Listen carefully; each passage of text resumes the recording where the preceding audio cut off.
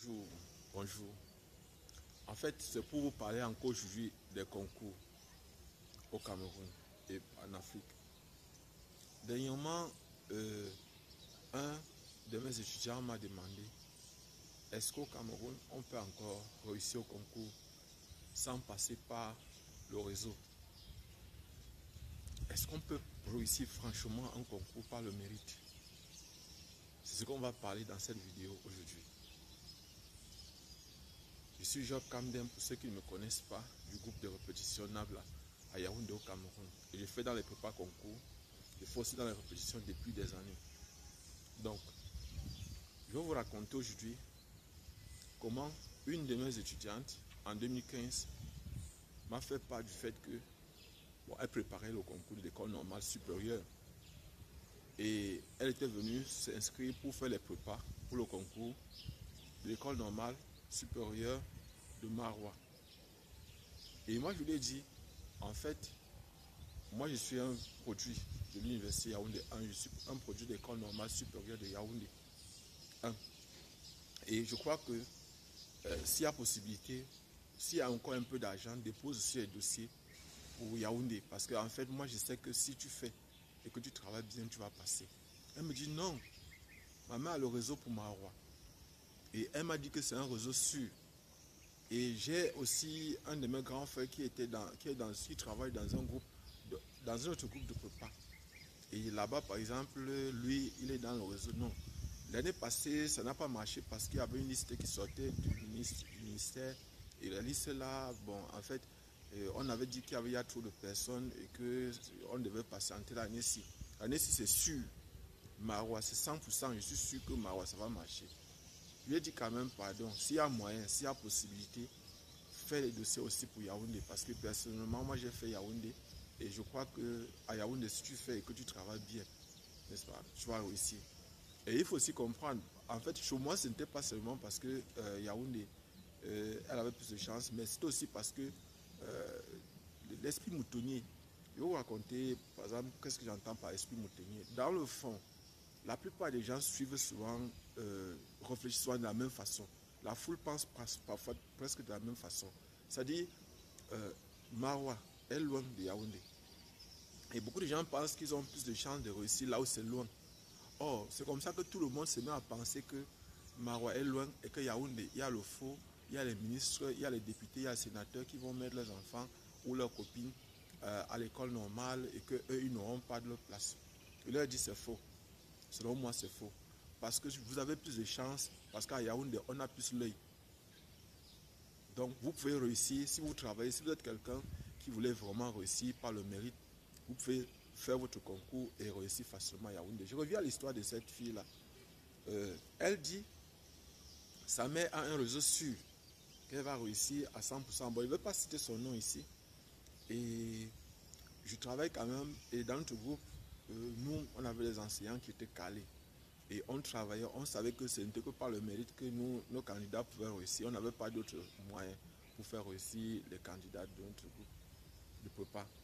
On a travaillé avec eux de façon acharnée. Elle faisait le concours pour entrer à l'école normale en filière chimie. Et vous savez, la chimie pour nous, c'est comme un jeu. La physique, c'est comme un jeu. Donc, en fait, ce qu'on a fait, on a travaillé de façon hard. De façon, je ne veux pas vous dire, le travail était solide. Et vous savez, chez nous, par exemple, lorsqu'on travaille avec nos étudiants, avec nos candidats, on tient compte de l'aspect psychologique. On tient compte il y a plein d'aspects qu'on tient. Parce que vous voyez, par exemple, une personne vient chez vous avec de telles idées, de telles appréhensions. Il faut contrer ça, parce que si vous ne contrez pas, elle va venir, elle va garder dans son esprit qu'il y a le faux, il y a la corruption, il y a ceci et tout ça. Et ça va faire qu'elle va contaminer parfois d'autres personnes qui, elles, par exemple, avaient dans leur tête la capacité de travailler, de réussir simplement. Elle va leur dire que non, vous voyez comme ça, notre pays est corrompu, le Cameroun est corrompu, on ne peut pas réussir en passant par son travail personnel. Je leur dis, on va travailler et je vais voir si vous n'allez pas réussir. Parce qu'avant ça, nos candidats réussissaient sans problème. Il y a des concours où on était sûr à 100%. Il y a des concours où jusqu'à aujourd'hui on a toujours 100%. Et que là on ne discute avec personne. Il y a des concours comme ça. nous savons qu'en travaillant de façon là-bas, on sait que nous, on aura 100%. Et c'est comme ça donc que nous travaillons, on travaille avec ces candidats-là. À la fin, elle a réussi quand même à déposer un dossier. Elle m'a écouté, elle a déposé un dossier pour le concours d'entrée à l'école normale de Yaoundé. Elle m'a dit quand même que bon, elle dépose aussi comme ça, là, ça lui a donné quand même l'argent pour déposer aussi comme ça. Alors, on ne sait jamais. Et c'est comme ça qu'à la fin, elle compose Yaoundé, elle compose au Marois. Les résultats sortent. Elle réussit Yaoundé. Elle échoue Marois. Elle est venue nous donner au cadeau, comme beaucoup font souvent. Ça paraît quand ils réussissent au concours, malgré qu'elles ont payé. Parfois, il y a les petits trucs qu'elles viennent nous donner, les petits cadeaux. Oh, merci, parce que franchement, on est content du travail que vous avez fait. Elle est venue me donner 5 000, je me souviens bien. Elle m'avait donné 5 000 francs. Elle m'a remercié. Grand frère, merci. Merci pour le conseil que vous m'avez donné. En fait, j'étais convaincu que le pays s'était gâté. J'étais convaincu que on ne pouvait acheter que le concours. Ma mère m'avait rassuré que non. Il avait mis 3 millions de côté uniquement pour acheter le concours. Et nous voici qui a réussi Yaoundé, 105 francs.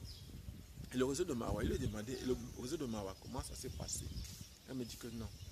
En fait, en ce qui concerne le réseau de Marois, il y a eu des problèmes. Il y a des listes, on leur a fait part du fait qu'il y avait des listes qui venaient d'ailleurs, qui venaient de ceci, on leur a raconté tout un tas de trucs et que son nom a encore sorti un autre truc que personnellement je ne comprenais pas. Son nom était un nom ressortissant, elle est ressortissante d'une région alors que dans la liste qu'il y avait, il fallait seulement les ressortissants de telle autre région. Je lui ai dit non. Ces choses-là sont les choses qui vous affaiblissent et vous donnez vos places aux autres pour rien. Travail, tu vas passer. Moi, je suis convaincu de ça.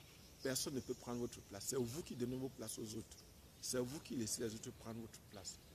Sachez que votre place est là, ça vous attend. Et si vous donnez votre place aux autres, ne venez pas pleurer, ne pleurez pas après. Et dire que oh, vous ne savez pas quelle malchance vous suit, vous ne savez pas. C'est vous qui donnez vos places aux autres. Donc, à la fin de cette histoire, elle a été reconnaissante. Elle a su que, dans le fond, si elle travaille, elle va réussir. Et c'est le cas aussi pour beaucoup d'autres concours. C'est vrai, les gens disent chaque jour qu'on ne peut plus réussir à un concours ici, dans notre pays. On ne peut pas travailler avec ses propres moyens et réussir par le mérite. On ne peut pas. Mais moi, je crois que lorsque vous êtes admissible à certains concours, ça signifie que vous avez la capacité de pouvoir réussir. Et j'ai vu des choses bizarres, c'est-à-dire des personnes sérieusement faibles qui ont réussi à certains concours. J'ai été surpris.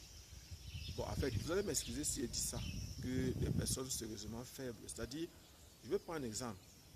On prend par exemple des personnes pour faire un concours comme... bon, je ne vais pas citer le concours parce qu'il ne faut pas que les gens pensent que je suis en train de vouloir les dénigrer. Mais on demandait à ceux-là, c'était un concours Bac plus 2. Et on demande aux gens de trouver le domaine de définition d'une fonction. Et il y a des personnes qui n'arrivent pas à trouver le domaine de définition d'une fonction. On leur donne des exercices. Par exemple, ça c'était les exercices de maths qu'on leur avait donné. Ils n'arrivent pas à trouver, ils sont admissibles au concours. Personnellement, je ne comprends pas. Qu'est-ce qu'on recherchait? Parce que ce que vous devez savoir, je continue à le dire. Lorsque on fait un concours, il y a deux raisons. La plupart du temps, il y a deux raisons. On veut d'abord voir ceux qui ont la capacité à pouvoir suivre les cours là-bas. C'est-à-dire ceux que si on leur explique le cours là-bas, ils vont comprendre. Et puis aussi en fonction du nombre de personnes, du nombre de candidats, on veut aussi diminuer le nombre de candidats. Parce que si on fait un concours où on veut peut-être que 100 personnes et il y a 2000 candidats, on ne peut pas prendre les 2000. Même si tous ont la capacité, on va chercher ceux qui ont plus de capacité que les autres. Bon, et au Cameroun, ce que vous devez savoir aussi, c'est qu'il y a un principe au Cameroun, c'est le principe de la régionalisation. Donc en fait, il y a 10 régions au Cameroun. Il y a 10 régions. Et chacune de ces 10 régions a un quota dans les concours. Et c'est ce qui est prescrit par la loi. Mais vous devez savoir que chaque fois, ces principes ne sont pas toujours respectés. Pourquoi? Parce que si par exemple une région n'a pas envoyé de candidats, ce qui est sûr, on ne peut pas aller chercher une personne qui n'a pas déposé un dossier pour la faire réussir. Et ça, c'est une opportunité qui s'offre à vous. Et la plupart du temps, il y a des moments où on ne regarde pas ça, où on regarde uniquement le mérite. Et je voulais aussi profiter de ceci pour vous dire qu'il n'y a pas que les concours au niveau national, il y a aussi les concours au niveau international. Les concours au niveau internationaux, par exemple les hameaux, je vais vous raconter en passant une anecdote en ce qui concerne les concours internationaux. Il y a le concours de les hameaux. En fait, il s'agit de l'école d'architecture d'humanisme qui se trouve à Lomé au Togo. C'est une école qui forme les architectes, les urbanistes et ceux qui font la gestion urbaine. Donc, c'est une école qui forme les candidats scientifiques, bac plus 5. Donc, quand vous entrez avec le niveau bac, vous faites le concours, vous entrez. C'est le ministère de l'urbanisme et de l'habitat au niveau local, c'est-à-dire au niveau du Cameroun qui lance le concours. Mais au niveau du Togo, le concours est souvent lancé. Et au niveau local, c'est-à-dire au niveau du Cameroun, il y a des pays membres. Ce sont quelques pays africains qui font partie des pays membres, vous voyez un peu, qui participent à ce concours-là. Donc, en fait, ce dont je voulais vous faire part ici, c'est que en 2014, oui, j'ai un de mes élèves, le temps là, je donnais un concours, je donnais cours en classe de terminale C, et un de mes élèves me fait part du fait qu'il veut faire le concours, qu'il a entendu parler d'une école et amour, il ne sait pas de quoi il s'agit. Et c'est un de ses camarades qui lui a fait part de ce concours-là. Et lui ne savait pas de quoi il s'agissait. Il ne savait pas quelle est la formation qu'on fait dans cette école-là.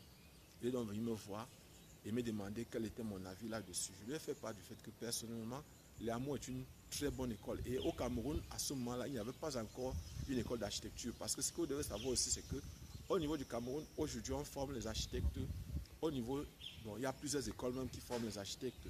Il y a par exemple l'école des travaux publics de Yaoundé qui forme les architectes.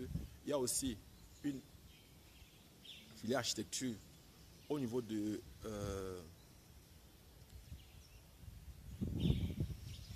je pense que c'est Konsamba, je crois bien c'est Konsamba, oui. Je crois que ça doit être entre Konsamba et Yabassi. Je crois quelque chose comme ça. Je crois que je ne me trompe pas. Institut des Beaux-Arts de Konsamba. Je crois qu'on forme aussi les architectes là-bas. Et il y a aussi, bon, en fait, il y a plusieurs écoles. Je vais chercher, vous faire part de ça. Je me souviens très bien, ce que je confonds un peu. Mais je sais qu'il y a plusieurs écoles de formation pour les architectes. Je reviens à l'histoire donc de ce petit. Il est donc venu de cet élève-là. Il est donc venu me voir en 2014, me faisant part du fait qu'il voulait faire le concours et qu'il ne savait pas de quoi il s'agissait. Il lui a donné les informations là-dessus et son camarade lui avait fait part de ça. Et il est donc venu, il a fait, bon, je le répétais, il faisait la répétition dans mon groupe. Et je lui ai fait part du fait que je ne pouvais pas mélanger les répétitions et les prépas concours, c'est deux choses totalement différentes. Et je me souviens à l'époque, il m'avait payé 15 000 francs. 15 000 francs pour ses prépas. Et on l'a formé. Et à la fin, il est sorti deuxième au niveau national. Il avait fait architecture. Il est sorti deuxième au niveau national et quatrième au niveau africain dans la filière architecture. Donc, en fait, c'est pour dire que quoi, que aujourd'hui, c'est possible de réussir à son concours. Et que parfois, et je précise qu'il n'a pas eu la mention au bac. Il a fait le bac C, mais il n'a pas eu la mention au bac. Parce que certaines personnes pensent qu'il faut absolument être des génies ou bien absolument être à un niveau trop élevé pour réussir le concours. Je précise aussi qu'il avait échoué pour le Polytechnique de Yaoundé. Il avait échoué pour le Polytechnique de Yaoundé, mais il a eu les hameaux. Il a eu le concours d'architecture de les hameaux. En fait, ce que je veux vous dire ici, c'est que si vous vous organisez correctement, vous allez réussir à votre concours. Laissez de croire, ne croyez plus. Je pense que vous ne devez plus croire à ce genre de choses qu'on vous raconte pour vous affaiblir et vous empêcher de réussir à votre concours. Préparez-vous. Allez voir ceux qui sont dans les écoles de formation. Demandez-leur comment ils étudiaient, comment ils s'organisaient, comment ils ont fait pour pouvoir réussir. Vous aussi, vous pourrez réussir comme eux. Et si, par exemple, pour ceux qui n'ont pas les moyens pour financer leurs études, je vous ai donné, par exemple, des astuces, comment faire pour financer ces études. C'est possible, vous pouvez financer vos études. Il ne faut pas que quelque chose vous arrête. Vous devez réussir. Vous n'êtes pas venu sur la terre accompagner les autres. Vous êtes aussi venu réussir.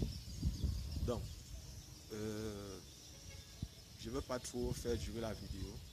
Donc, ce que je voulais vous dire, c'est que il est possible de réussir sans tricher. Il est possible ici, chez nous, de réussir par son propre travail.